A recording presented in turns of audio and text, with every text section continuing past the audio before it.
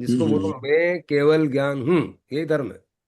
भगवान हम्म। महावीर का धर्म दिया हुआ यही है, मैं हम्म। केवल ज्ञान हूँ। ये धर्म अगर एक शब्द में बोलना है तो केवल केवल केवल, हम्म। इसलिए बोलते हैं केवली हो गए। हम्म। धर्म किसको बोलते हैं? केवल ज्ञान ही धर्म है।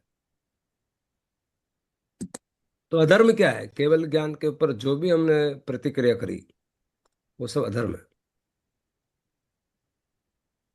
प्रतिक्रिया करी नहीं, आदमी मरा नहीं, जीते जी मरता है।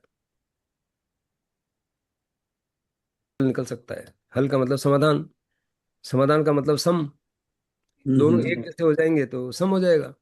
सम होना ही समाधान है, और विषम होना ही विषमता है, विषाद है।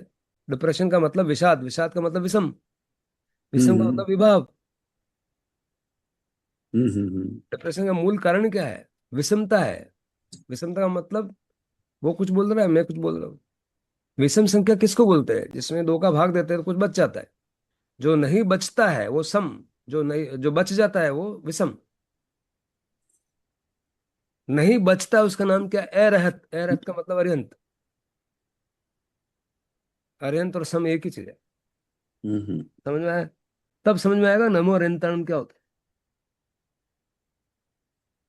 है। अरहत, कुछ रहा नहीं। दो का भाग दिया चार में, दो दूनी चार, चार माइनस चार, जीरो बच गया, नीचे जीरो आ गया, वो समता है, समाधि आ गया। हम्म। वो जीरे कुछ बचा रहेगा तो उंगली कांटे की जैसे चुभेगा और दिन भर आपको जीने नहीं देगा। तो कांटा हम्म। निकाल देना भाई,